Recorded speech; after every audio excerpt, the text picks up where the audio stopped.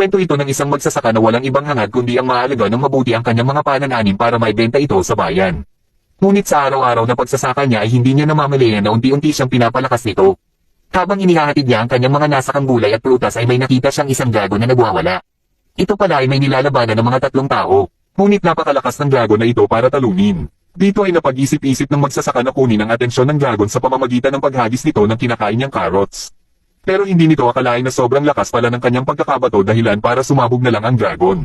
Nagulat ang mga tao sa nakita nila. Dali-dali naman umalis ang magsasaka para ipagpatuloy ang kanyang paglalakbay papuntang bayan.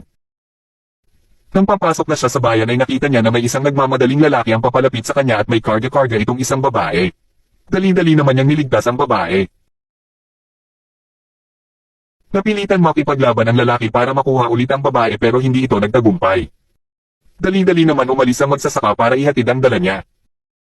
Nang pauwi na ito ay bigla siyang hinarang ng mga kawal na nakabantay sa gate at ito ay sa utos ng babaeng iniligtas niya kanina. Dito ay napagtanto niya na isa palang prinsesa ang kanyang iniligtas. Inalok siya nito para magtrabaho sa palasyo ngunit tumanggi siya dahil isa lamang siyang magsasaka at ito lang din ang gusto niyang gawin. Dahil sa gusto ng prinsesa na magtrabaho siya sa palasyo ay inalok naman siya na magsaka sa napakalawak na lupain malapit sa palasyo. Sa puntong ito ay dumating ang mga taong tinulungan niya kanina para talunin ang dragon at habang nakikipag-usap ang prinsesa sa kanila ay dito na siya nakaroon ng pagkakataon para makaalis. Akala niya ay nakatakas na siya dito. Hindi niya alam na walang plano ang prinsesa na tigilan siya hanggang sa mapapayag siya nito. Isang araw ay nakatanggap ng balita ang hari na may mga halimaw ang papalapit sa kaharian nila. Kaya naman pinayuhan ng hari at ang prinsesa na kaagad na lisanin ang palasyo bago pa man dumating ang mga halimaw. Walang magawa ang hari at ang prinsesa kundi lisanin ang palasyo. Kagad din itong nalaman ng kaibigan ni Al at sinabihan siya nito. Bigla naman siyang nabahala sa kanyang mga pananim kaya naman ay dali-dali niya itong pinuntahan. Nakahinga ito ng maluwag nang makita niya na okay lang ito. Dito ay may narinig siyang ingay. Ito pala ay ang mga halimaw na patungo sa kaharian. Sa isip niya ay wala siyang magagawa dito dahil isa lamang siyang magsasaka at mayroon namang mga mandirigma ang kaharian para labanan ito. Ngunit ay napagtanto niya na kung may mangyayaring masama sa kaharian ay mawawalan din siya ng mapagbibintahan ng kanyang mga pananim. Dito ay nagumpisa ng maglakbay ang hari at ang prinsesa patungo sa lugar na pansamantala nilang tutuluyan. Nagtataka sila dahil parang hindi ito ang tamang daan papunta doon. Sinabihan ng hari ang gumagabay sa kanila na bumalik na lang muna sila at gagamitin niya ang kanyang kapangyarihan para ituro ang tamang daan. Bigla niyang inatake ang hari at mga kawal na kasama nito. Ito pala ay isang halimaw na may planong patayin ang hari para siya ang magpanggap na hari. Nagsanib puwersa ang hari at prinsesa na kalabanan ng halimaw ngunit hindi nila ito kaya. Nang susubukan na ng halimaw na atakihin sila ay bigla namang dumating si Al at nilabanan ng halimaw gamit ang dala-dala niyang asarol. Dito ay nilabas na ng halimaw ang totoo niyang anyo. Nakikita nila na sobrang taas na ng level nito at sa isip ng prinsesa ay imposibling matalo ito ni Al. Ngunit ay kahit gaano pa ito kalakas ay isang suntok lang pala ito kay Al at kagad itong natalo. Dali-dali namang nagsialisa ng iba pang mga halimaw nang makita nilang naglupay-pay kagad ang amo nila sa isang suntok lang. Dahil sa kabayanihan ni Al ay ang hari naman ang nagalok sa kanya na magsilbi sa kaharian. Kahit anong matataas na posisyon ang gustuhin niya ay ibibigay ito ng hari. Ngunit ay tinanggihan pa rin ito ni Al. Para sa kanya ay gusto niya lang maging isang magsasaka habang buhay. Ngunit ay may naisip na palang paraan ng prinsesa para siya ay mapapayag. Inalok siya nito na bibigyan siya ng napakalawak na lupain para sa kanyang pagsasaka ngunit ito ay may kondisyon.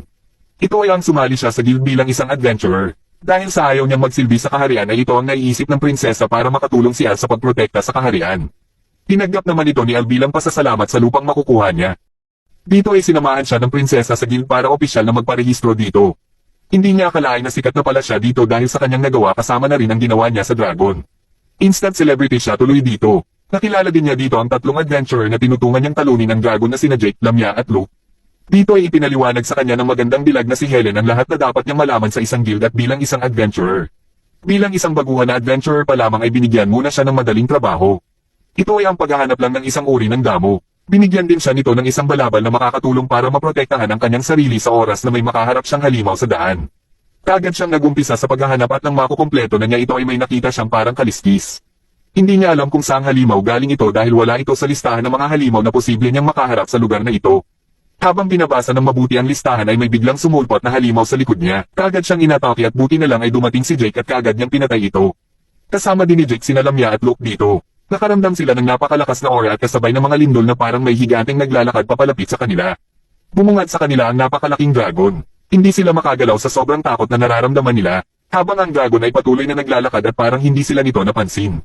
Sinubukan niya na tingnan ang estado o level nito at nagulat siya sa nakita niya. Nang makabalik na sina Al sa guild ay kaagad nilang ipinaalam sa guildmaster ang nakita nila. Dito ay may nabanggit silang posibleng pangalan ng dragon na ito at may biglang naalala si Helen. Ipinakita rin ni Al ang kalistis ng dragon na nakita niya at dito naalalang muli ni Helen ang mapait na sinapit nila ng kapatid niya dahilan para biglang mawalan siya ng malay.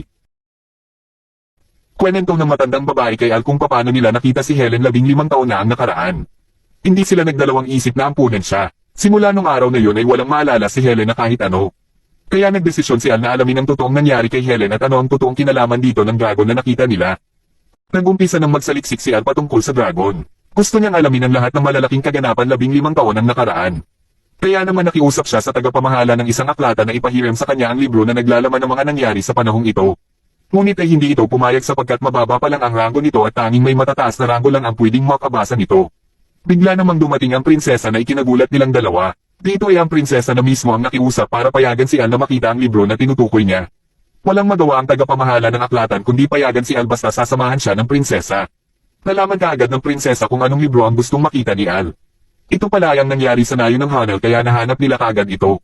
Nakapaloob sa librong ito ang kaulos-lunos na sinapit na nayon at dito rin nakita ang kaliskis ng dragon na katulad ng nakita ni Al.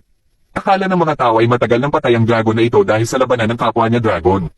Pero nagtataka sila bakit may kaliskis ng dragon na ito ang nakita sa nayon ng Hanel. Ito rin ang dahilan bakit hindi basta-basta pinapabasa kahit na sino ang libro na ito. Dahil magdudulot lamang ito ng takot sa mga tao pag nalaman nila na buhay pa pala ang dragon na ito at ito ang nagwasak sa nayon ng Hanel. Naisip ni Al na kailangan niyang puntahan ang nayon na ito para makakuha pa ng impormasyon. Kinabukasan ay pinuntahan nila ito kasama ang prinsesa. Dito ay may narinig si Al na batang nagsasalita na parang tinatawag siya nito. Sinundan niya ang boses kung saan ito nanggagaling at dito ay tumabad sa kanya ang isang batang lalaki na lumulutang. Ngunit hindi ito makita ng prinsesa at tanging si Al lang ang nakakakita sa kanya.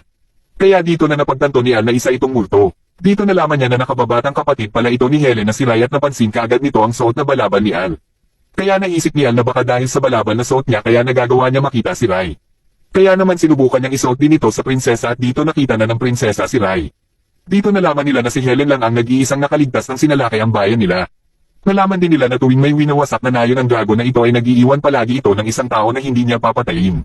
Ang taong ito ang gagamitin umano ng dragon para maipakalat sa ibang tao ang mapait niyang sinapit. Para ito magkaroon ng takot sa mga tao. Alam ni Ray na mas lumalakas ang dragon kung may negatibong enerhiya sa paligid nito. Marami pang impormasyon ang nabigay ni Ray kay Al at isa na dito ang posibleng paraan para matalo nila ang dragon na ito. Dali-dali silang bumalik sa kaharian para paghandaan ang posibleng pag-atake ng dragon. Pinuntahan naman ni Al si Helen. Hindi nila alam na si Helen pala ay mag-isang pinuntahan ng dragon. Nang magkaharap na si Helen at ang dragon ay walang ibang ginagawa ang dragon kundi ang ipaalala kay Helen kung paano namatay si Ray at siya umano ang dahilan nito. Hanggang sa panghinaan ng loob si Helen at mag-isip na magpatiwakal na lang. Bago pa ito gawin ni Helen ay biglang dumating si Al at pinigilan niya ito. Biglang inatake ng dragon si Al ngunit sa tulong ng balaban na suot niya ay nakaligtas ito. Ginantihan naman ito ni Al ng suntok ngunit ay napakalakas talaga nito. Nagpatuloy ang kanilang labanan, walang gustong magpatalo sa kanilang dalawa. Biglang hinela ni Al si Helen at tumakbo silang dalawa. Dumadali pa rin kay Helen ang pakiramdam niyang siya ang may kasalanan ng lahat na nangyayari. Kaya naman sinabi ni Al na nagkita sila ni Ray at gustong ipasabi nito sa ate niya na wala siyang pinagsisisihan na iniligtas niya ang kanyang ate at karapatan umano nito na maging masaya. Ito ang paraan ni Al para mawala ang negatibong nararamdaman ni Helen na pinanggagalingan ng lakas ng dragon. Sa pamamagitan nito ay unti-unting nanghihina ang dragon hanggang sa puntong kaya na itong pabagsakin ni Al ng kanyang suntok. Dito ay biglang sinaksak ni Helen si Al. Sinubukan ni Al na uminom ng gamot ngunit ay natapon lang ito. Patuloy na inaatake ni Helen si Al. Nagtataka si Al bakit ginagawa ito ni Helen. Nang aatakihin ulit ni Helen si Al ay biglang may hamaran na isa pang dragon. Ito pala ay ang mortal na kaaway ng masamang dragon. Ipinaliwanag ng dragon na ito kay Al na sinapian na umano si Helen. Dito ay ipinahiram ng dragon na ito kay Al ang kanyang kapangyarihan para talunin ng dragon na sumapi kay Helen dahilan para siya manghina at matomba. Biglang sinugod ni Al si Helen at sinuntok sa tiyan. Namilipit ito sa sakit. Nakita pala ni Al sa mga mata ni Helen na gusto na niyang tiposin ni Al ang dragon sa loob niya kaya hindi siya nagdalawang isip na gawin ito. Nang susubukan ng itayo ni Al si Helen sa pag-aakalang wala na dito ang dragon ay biglang nagpakita ang dragon sa likod ni Helen at inatake siya nito. Susubukan nito na sapian si Al ngunit ay nagulat siya sa nakita niya sa kung ano ang nasa isip ni Al. Walang ibang iniisip ito kundi ang magtanim lang kaya hindi niya malaman kung ano ang kahinaan nito. At dahil dito ay hindi siya makasapi kay Al. Biglang tumayo ang isang dragon at kagad na inatake ang masamang dragon. Unti-unting nawala ang maitim na ulap at bumalik na ang liwanag senyales na natalo na nila ang masamang dragon. Pagkagising ni Al ay natuwa naman si Helen at ang prinsesa na nagpapanggap sa pangalang Philia at kagad naman siyang niyakap nito. Sa isip-isip ni Al ay kung ganito lang palagi sa umaga ay kahit hindi na siya mag-almusal. Kaagad na tinanong ni Al kung ano ang nangyari sa dalawang dragon at kung okay na ba si Helen. Pinakita ni Helen ang kamay niya na naganyang dragon at nagulat dito ang dalawa. Nagagawa niya ito sa parehong kamay niya at pati na din sa paa niya. Galing umano ito sa kapangyarihan ng masamang dragon na sumapi sa kanya. Dumating naman ang Guildmaster at ibang adventurer at kinumusta nila si Helen. Ipinagdiwang nila ang pagkatalo ng masamang dragon ngunit ang nasa isip pa rin ni Al ay ang kanyang mga pananim. Kinabukasan ay bumalik na si Al sa pagsasaka at habang naglalakad sila ng kanyang kaibigan ay may binigay sa kanyang sulat. Ang sulat na ito ay galing sa kanyang ama at gusto nila na bisitahin sila ni Al. Habang naglalakad si Al papuntang guild ay nadaanan niya ang nagtitinda ng kamatis. Napahanga siya sa kulay at hugis nito at nasarapan din kaya tinanong niya kaagad ang tindero kung saan niya ito kinukuha. Ayon naman sa tindero ay galing umano ito sa Lurugas at gumagamit sila dito ng hindi pangkaraniwan na pataba kaya masarap ito. Kaagad na umalis si Al at nagpaalam sa guild na bibisitahin niya umano ang mga magulang niya na nakatira ngayon sa Lurugas. Pagkakataon niya umano ito na makabili ng pampataba para sa kanyang mga pananim. Dahil sa mayroon pa siyang mga trabaho na hindi pa nakukumpleto ay si Helen na umano ang gagawa nito dahil sa nakuha niyang kapangyarihan galing sa dragon. Pagkalabas niya sa guild ay nandito naman si Philia at sinabi niya din sa kanya ang pag-alis muna niya. Gusto namang sumama ni Philia ngunit ayaw ni Al at dahil makulit ito ay tinakasan na lang niya ito. Nakasalubong niya sa daan ang isang halimaw at hinabol siya nito ngunit nadakip pa rin siya. Buti na lang at may isang babaeng tumulong sa kanya at kaagad na napatay ang halimaw. Nagpakilala ang babaeng ito sa pangalang Rory at nag-usap muna sila. Dito nalaman nilang dalawa na pareho lang pala ang pupuntahan nilang lugar at nagpasya na magsama na lang sila papunta doon. Kagad naman silang lumakad at pagsapit ng hapon ay nakaramdam sila ng papalapit sa kanila. Ang mensahero lang pala ito at may dalang sulat galing naman sa kanyang ina. Dahil sa magdidilim na ay nagpasya silang dito na magpalipas ng gabi. Habang kumakain sila ay natanong ni Al kay Rory kung bakit nga pala ito patungo ng Lurugas. Ayon sa kanya ay naglalakbay lang siya para sa kanyang pagsasanay at bukod dito ay narinig niya din umano sa isang mga ngalakal ang kumakalat na balita tungkol sa Lurugas. Ito ay ang mga aksidenteng hindi matukoy ang mga sanhi nito at ayon pa sa isang biktima ay nakita niya umano ang isang demonyo. Napatanong si Al kung bakit niya ito ginagawa kahit sobrang mapanganib ito para sa kanya. Dito na sinabi ni Rory na nananalaytay sa kanya ang dugo ng hero na minsan nang tumalo sa Demon King. Nagulat naman si Al sa narinig niya na kasama niya ang kamag-anak ng isang hero. Kaya gusto ni Rory na gamitin ang kapangyarihang namana niya sa kanyang ninuno na makatulong sa iba. Pagkatapos ng kanilang usapan ay natulog din sila kaagad ngunit hindi makatulog si Al dahil sa likod ni Rory. Nang makarating sila sa Lurugas ay nagpasya na silang magtungo sa kani-kanilang pakay. Pero bago sila maghiwalay ay nagdesisyon si Al na gawing escort si Rory sa pag-uwi niya at kung matapos na din si Rory sa pag-iimbestiga niya dito. Nagsimula na mag-imbestiga si Rory at kahit sinong mapagtanungan niya ay hindi nito alam ang tungkol sa kumakalat na balita. Nakarinig siya ng sigaw ng isang babae at dali-dali niya itong pinuntahan. Ayon sa babae ay kinuha umano ng demonyo ang kanyang nakababatang kapatid. Itinuro nito ang tinahak na daan umano ng demonyo at kaagad na umalis si Rory para habulin ito. Habang si Al naman ay nahanap na ang bahay na nilipatan ng kanyang mga magulang. Sinalubong kaagad siya ng kanyang ina at niyakap ng mahigpit. At nang makalabas ang kanyang ama ay sinalubong naman siya ng suntok nito dahil hindi nito kaagad nakilala si Al. Nagalit naman ang kanyang ina sa ginawa ng kanyang ama sa kanya kaya binugbog nito ang kanyang ama. Nag-usap si Al at ang kanyang ama at nagpaturo ito kung saan niya mabibili ang pataba na hinahanap niya. Napag-usapan din nila ang nabanggit ni Rory sa kanya tungkol sa kumakalat na balita sa lugar ngunit hindi din ito alam ng kanyang ama. Kahit ang hotel na sinabi ni Rory na tutuluyan niya ay wala ding alam ang kanyang ama dahil kailan lang siya nag-ikot sa lugar at wala umano siyang makitang hotel sa lugar. Kinabukasan pagkatapos makuha ni Al ang pakay niyang pataba ay nakita niya ang isang lalaki na pinalilibutan ng mga tao. Sinabi nito na inatake umano siya ng demonyo at nakatakas siya ng nilabanan nito ng isang babaeng kulay asul ang buhok. Tinanong kaagad ni Al kung saan lugar niya ito nakita at katulad ng itinurong lugar ng babaeng nakausap ni Rory ay ito din ang sinabi ng lalaking ito kay Al. Dali-dali naman itong pinuntahan ni Al ngunit ito pala ay isa lang patibong. Dito ay nakita niya ang babaeng nakausap ni Rory na inatake ng halimaw at kaagad itong sinuntok ni Al. Ngunit ang babaeng ito ay naging halimaw din na katulad ng kanyang sinuntok. Nang kakainin na siya nito ay dumating naman si Rory at kaagad niya itong napatay. Nagpakita naman ang lalaki kanina na nanloko sa kanilang dalawa at nagpakilalang si Loki. Alam din ito ang pagtalo ni Al sa dating first commander ng Demon King at sa Malevolent Dragon. Sinugod siya ni Rory ngunit naiwasan lang niya ito at gumanti ito ng atake na ikinabagsak agad ni Rory. Kaagad na lumapit kay Rory si Al at pinagaling niya ito. Naglaban naman si Al at Loki ngunit walang gustong magpatalo sa kanila. Dito sinabi ni Loki na gusto niyang iligpit lahat na pwedeng makasagabal sa mga plano niya.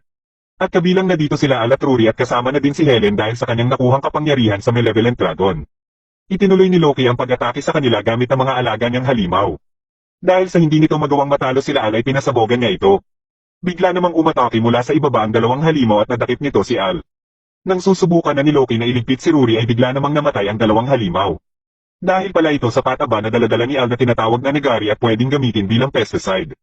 Nilabanan ulit ni Al si Loki nang biglang sinaksak ni Rory si Loki mula sa likod.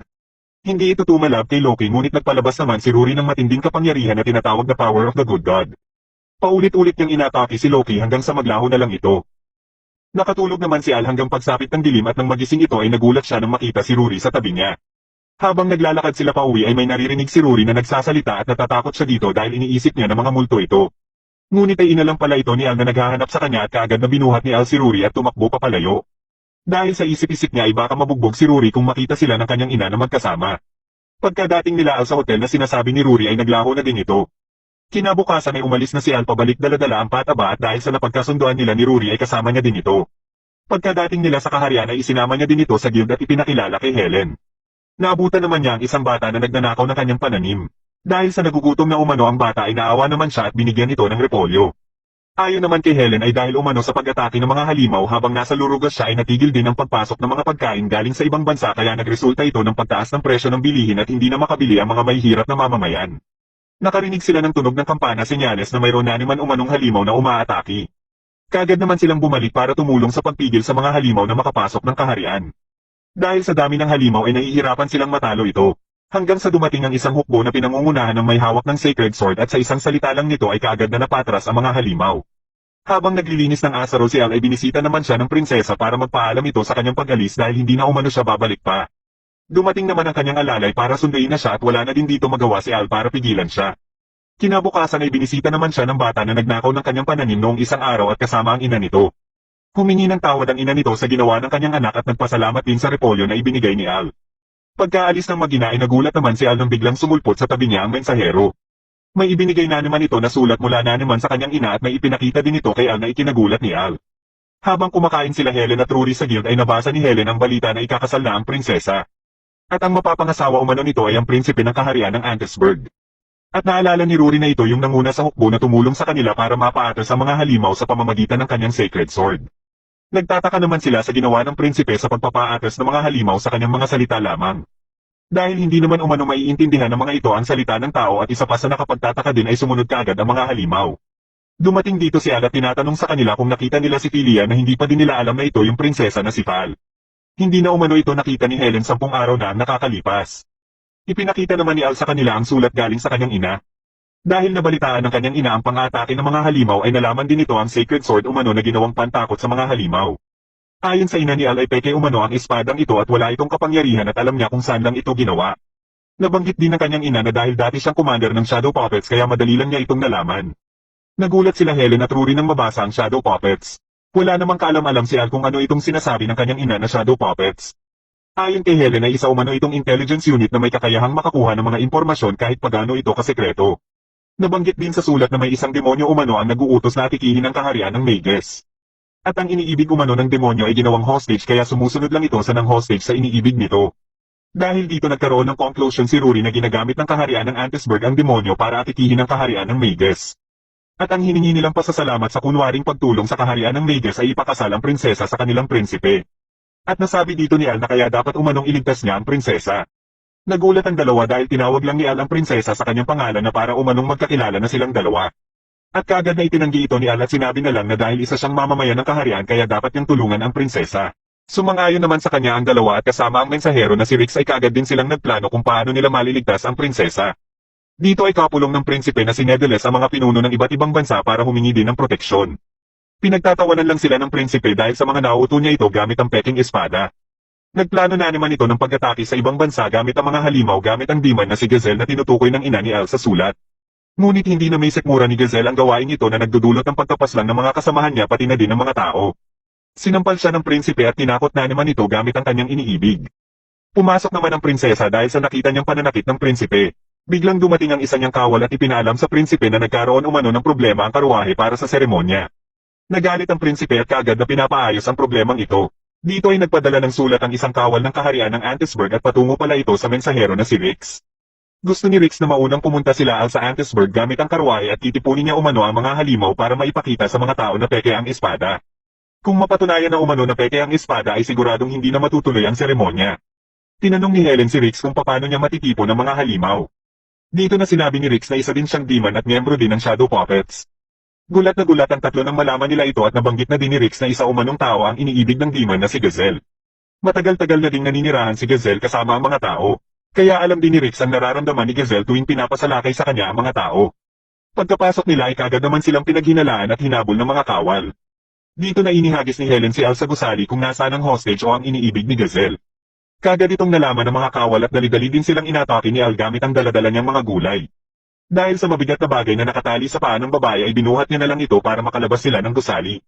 Nagkasalubong silang tatlo habang hinahabol ng mga kawal at nakarating sila sa simbahan. Nagpatuloy si Al at hinarap naman nila Helen at Rory ang mga kawal para magpahabol lang din. Habang sa loob ng simbahan ay inumpisahan na ang seremonya ng kasal. Nang hahalikan na ng prinsipe ang prinsesa ay bigla namang may tumama na pinto sa prinsipe. Nagulat at napaiyak ang prinsesa nang makita si Al ngunit humarang naman dito ang prinsipe. Isiniwalat dito ni Al na peke ang espada at pinagtatawanan lang siya ng prinsipe.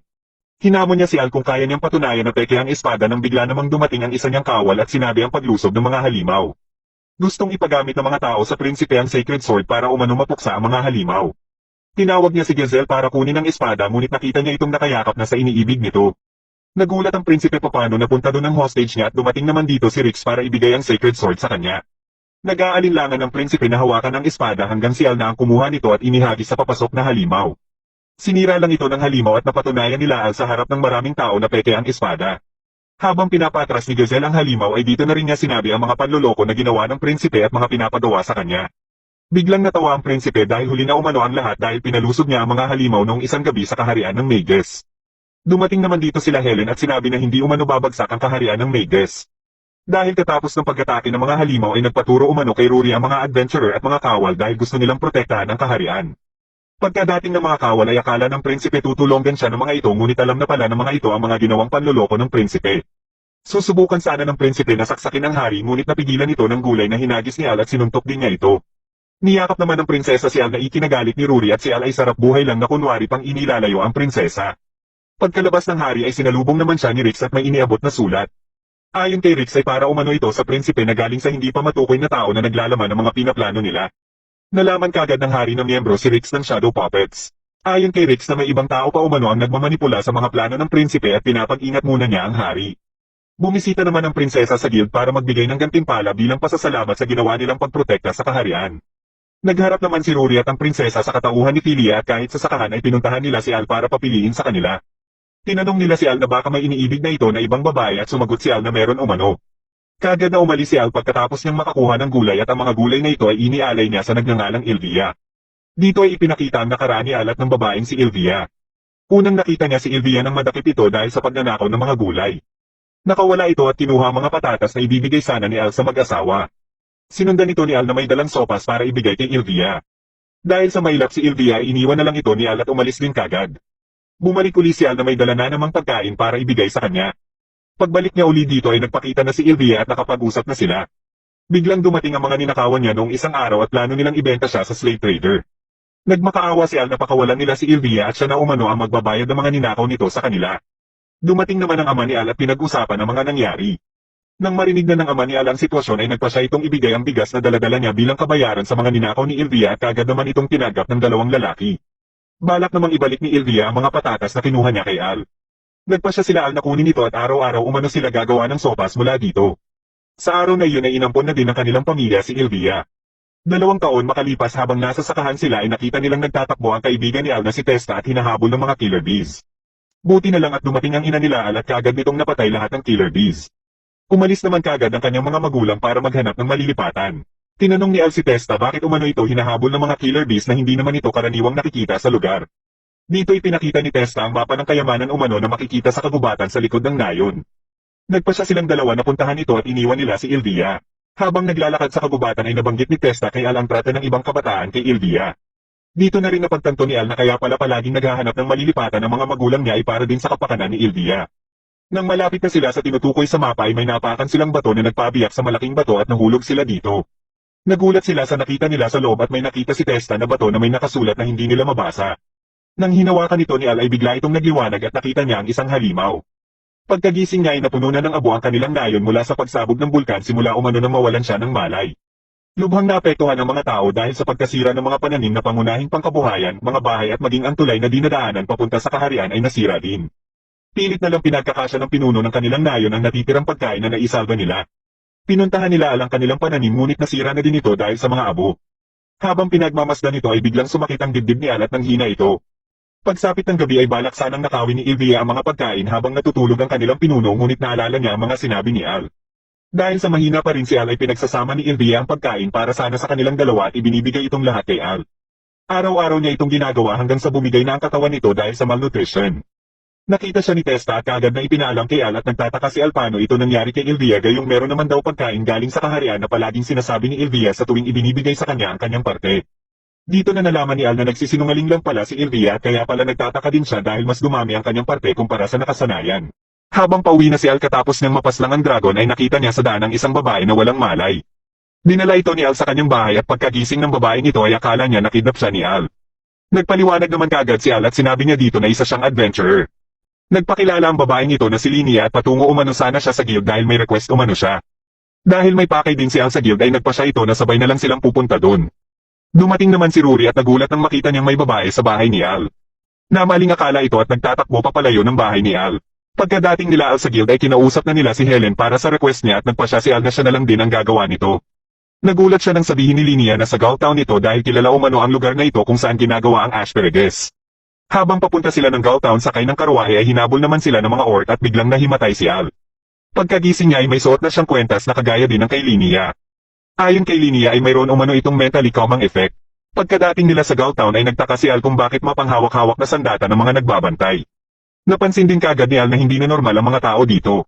Bigla naman siya binuhat ng dalawang tao dahil sa napagkamalan siyang isang bagahe. Dinala siya ni Helen sa kanilang bahay para magpahinga muna. Pinakita niya kay Al ang mga pendant mula sa tindahan nila. Pinakita din niya ang pendant na katulad ng suot-suot nila na naglalaman ng divine protection of good God. At baka ito din umano ang dahilan kaya hindi sila nagiging katulad ng mga tao sa lugar. Natanong naman ni Al ang tungkol sa mga magulang ni Linia at hindi din niya alam kung nasaan sila. Simula umano mag-iba ang mga tao sa lugar ay may pinuntahan sila. Dito ay nakausap nila ang pinuno ng lugar na si Lemuro at inimbitahan niya si Al na maghapunan sa mansyon niya. Ngunit binuhat na naman siya dito ng dalawang tao bago pa sila tumungo doon ay may sinabi si Linia kay Al. Nagtataka si Linia kung bakit nanatili pa rin sa lugar si Lemuro at parang hindi din naman ito humihingi ng tulong sa ibang bayan. Ayon kay Al ay baka makakuha sila ng impormasyon pagpunta nila sa mansyon. Pagkadating nila ng mansyon ay tinanong kaagad ni Al si Lemuro tungkol sa kakaibang nangyayari sa lugar. Dito na siya pinalibutan ng mga sibat ng mga kawal ni Lemuro. Ngunit madali lang din silang natalo ni Al at kaagad na sumugod kay Lemuro ngunit hinaranggan naman siya ni Linia. Pinuri at pinasalamatan ni Lemuro si Linia sa kanyang mga nagawa at dahil dito ay umaandar ng mas mabilis ang kanilang mga plano. Dito na rin nagpakita ang isang demon na si Vritra at ito pala ang nagpokontrol kay Lemuro. Ginawa niya din umanong uri ng bato ang kanyang kapangyarihan at inilagay sa estatwa na nasa gitna ng bayan kaya nagiba lahat ng tao dito. Isusunod niya din umano ang royal capital at may nabalitaan siyang isang tao na tumalo sa isang demon at dragon at gusto niyang kontrolin din ang taong ito. Dito na nalaman ni Al na ginawang hostage pala ng demon na ito ang mga magulang ni Linia. Nang susubukan na ni Vritra na kontrolin si Al gamit ang bato ay binasag niya ang hawak-hawak niyang bato sabay din na nasira ang estatwa na pinaglagyan ni Vritra ng kanyang kapangyarihan. Ayon kay Al ay isang bagay lang umano yun para makabigay siya ng hudyat sa kanyang mga kaibigan para sirain ang estatwa. Ayon kay Vritra ay imposible umano ito dahil buong oras siyang minamatsagan ni Linia. Dito na sinabi ni Al na may 2 beses umano na hindi siya namatsagan ni Linia at ito ay ang 2 beses na binuhat siya ng 2 tao. At ito pala ay sina Helen at Rory na sinundan siya dahil nag-aalala umano sila kay Al. Sila din ang nakatuklas na galing sa estatwa ang kapangyarihan na kumukontrol sa mga tao. At kaagad nila itong sisirain kung mapatunayan ni Al na ang pinuno ng lugar na si Lemuro ang may pakana nito. Dahil sa napakawalan na nila Helen ang mga magulang ni Linia ay ginawa na lang hostage ni Vritra si Lemuro. Pinakain lang ito ni Al ng asparagus at nawala na din ang kontrol ni Vritra sa kanya. Dito na sinamantala ni Al ang pagkakataon at kaagad na inatake si Vritra. Bago pa umuwi si Al ay may nadagdag na naman na chika babes sa listahan nito. Habang nasa sakahan ng 3 chika babes ni Al para tumulong sa kanya ay may napansin si Pal na kwentas na suot-suot nila Helen at Rory. Ayon sa dalawa ay binigay umano ito ni Al sa kanila habang tinutulungan nila ito sa Gull Town. Bigla nilang narinig na sumigaw si Al at kaagad nila itong pinuntahan. Dahil lang pala ito sa halaman na tinatawag na dark vines na malaking sagabal umano sa kanyang mga pananim. Dito ay tinutulungan din nila si Al kahit sa pagbebenta ng kanyang mga pananim. Napadaan ang hari na nagpanggap na ordinaryong mamamayan at may binili kay Al. Bago umalis ang hari ay inalok si Al na magpakasal na sa prinsesa at nakahanda na umano ang lahat. Tinanggihan naman ito ni Al dahil hindi pa umano siya handa para dito. Ayon naman sa hari ay magbibigay siya ulit ng lupain na pwedeng taniman ni Al at mga bagong kagamitang pangsaka. Naakit naman dito si Al at pilit siyang pinipigilan ni Rory. Babatuhin sana ni Pal si Rory dahil sa pagpipigil nito kay Al ngunit si Al naman ang natamaan at nawalan kaagad ng malay. Dito ay nanaginip si Al ng babaeng parang isang anghel at may sinasabi sa kanya. Nagising ito bigla nakaharap ang hari at sinabi na pag-iisipan niya ang alok nito sa kanya. Nang maubos na ang mga paninda ni Al ay bumili ito ng herbicide para pantanggal sa dark vines. Dito ay nagkita sila ni Rix at may napansin silang batang babae na pinipuwersa ng mga lalaki na sumama sa kanila. Nilapitan ito ni Al at napalaban siya dito at mabilis lang din niyang natalo. Nang nilapitan ni Al ang bata ay napansin niya kagad ang sungay nito. Nakilala ito ni Rix at ito pala ay si Princess Yulia na anak ng Demon King. Dahil sinabi ni Rix kay Yulia na hindi galit si Al sa mga demon kaya humingi kagad ito ng tulong kay Al para umano iligtas ang mga demon. Dinala umano siya sa lugar ng mga tao nang nag-aalaga sa kanya na si Volt dahil delikado umano sa lugar ng mga demon kaya naisip niya na may hindi magandang nangyayari dito. Pumayag naman si Al na puntahan ang lugar ng mga demon at nakiusap na lang kay Rex na tanggalin ang mga dark vines. Kagad silang umalis at pagkadating nila sa lugar ng mga demon ay sinalubong sila ni Volt. Bigla nitong inatake sila Al at naglaban silang dalawa hanggang sa mapabagsak niya ito. Paglapit ni Al kay Yulia ay nagising si Volt at susubukan ulit na atikihin si Al. Ngunit bigla namang dumating ang ina ni Al at kagad na pinatulog si Volt. Ayon sa ina ni Al ay kagad siyang tumungo dito nang sabihin ni Rex na papunta umano si Al dito. Nalaman din nila Al na kinokontrol lang pala si Volt ng ibang tao. Pinuntahan nila ang palasyo at tumambad sa kanila ang mga nakahandusay na mga kawal. Kagad na pinuntahan ni Yulia ang kanyang ama at nakita niya ito na nakahandusay na din. Nang kinakausap niya ang isang kawal ay biglang inatake ng ina ni Al si Yulia ngunit napigilan ito ni Al. Naramdaman na pala ni Al na hindi ito ang tunay niyang ina simula pa lang na magkita sila dahil hindi siya nito niyakap ng mahigpit na katulad ng ginagawa parati ng kanyang ina. Nagbago ito ng anyo at naging si Ilvia na ikinagulat naman ni Al. Ayon kay Al ay dapat patay na umano siya at sumagot si Ilvia na pasalamat umano siya sa Great Evil God. Ipinakita niya ang kapangyarihan umano mula sa Evil God at pinunterian nito si Yulia. Buti na lang nasagip ito kaagad ni Al ngunit nagdulot ang atake na ito ng napakalawak na pinsala. Sinabi ni Ilvia kay Al na nakakamangha ang ginawa nitong aksyon para masagip si Yulia kahit na nakaselyado pa ang kapangyarihan ng Great Evil God nito sa katawan niya na pinagtaka naman ni Al. Dagdag pa ni Ilvia na kaya din mabilis lumakas si Al ay dahil sa nakuha nitong kapangyarihan ng Evil God. Napatanong si Al kung paano ito nangyari sa kanya gayong hindi pa naman umano niya nakakaharap itong Evil God. Sumagot si Ilvia na nakaharap na niya umano ito at kung sasapi si Al sa kanila ay sasabihin ni Ilvia lahat ng gustong malaman ni Al. Muntik nang mapapayag ni Ilvia si Al dahil hinipnotize niya ito at buti na lang sumigaw si Yulia na nagpagising kay Al. Kagad na hinawakan ni Ilvia si Yulia at sinubukan naman ni Al na iligtas ito ngunit napigilan siya kagad ni Ilvia. Nang ililigpit na ni Ilvia si Yulia ay bigla namang nagliwanag ang kwentas na suot-suot ni Al at napahinto ang lahat maliban sa kanya. Biglang may nagsalita na ikinagulat ni Al at paglingon niya ay nakita niya ang babaeng may pakpak. Ayon sa babaeng ito ay siya umano ang tinatawag ng nakararami na Good God. Siya din ang nagpahinto ng oras ngunit panandalian lang ito. Sa ngayon ay susubukan niyang tanggalin ang kapangyarihan ng Evil God sa katawan ni Al at papalitan ito ng kanyang kapangyarihan. Hiningi nito ang kamay ni Al at binigyan si Al ng kapangyarihan na kayang sanggain ang mga atake ng kalaban. Kaya pagkabalik ng oras ay dapat masagip niya umano si Yulia. Pagkabalik ng oras ay kagad ginamit ni Al ang kapangyarihan na binigay ng Good God ngunit mga halaman lang ang lumabas. Akala ni Ilvia ay walang kwenta ito ngunit bigla siyang inatake nito dahilan para mabitawan niya si Yulia. Sumugod ulit si Ilvia at nahaharangan lang siya ng mga halaman ni Al. Hanggang sa mahawakan siya ng mga halaman na ito at dumating si Volt na kagad inatake si Ilvia. Hindi naman ito tumalab kay Ilvia at inatake din si Volt.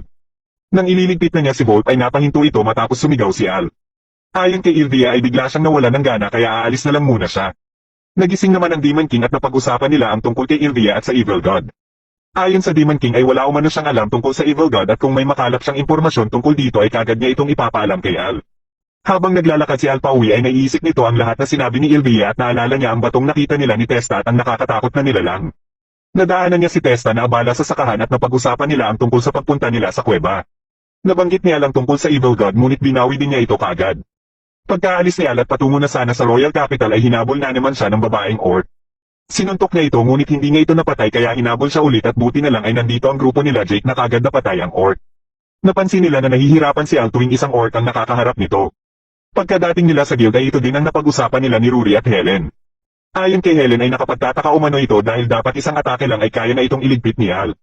Pinakita ni Al ang level ng kanyang kapangyarihan at napansin nila Helen na napakalaki ng ibinaba nito kumpara dati. Napaisip si Al na baka siguro dahil nawala na ang kanyang kakayahan na tinatawag na One Who Loves Nature matapos itong tanggalin ng Good God. Pero ayon kay Helen ay mataas pa naman ito kumpara sa ordinaryong adventurer. Dumating naman si Rex at may ibinagay na sulat kay Al mula sa kanyang ina. Dumating din si Falophilia at niyaya si Al na mamasyal muna. Hindi naman sumang-ayon dito sila Rory at Helen kaya nag-aaway-away ang tatlong chika babes ni Al. Sa kabila ng mga tanong sa isipan ni Al tungkol kay Ilvia at Evil God ay mas importante sa kanya ngayon ang mga taong nakapaligid sa kanya. Basta mapalakas lang niya ang kanyang kapangyarihan sa pagsasaka at kasama ang tatlong chika babes niya ay sapat na umano ito.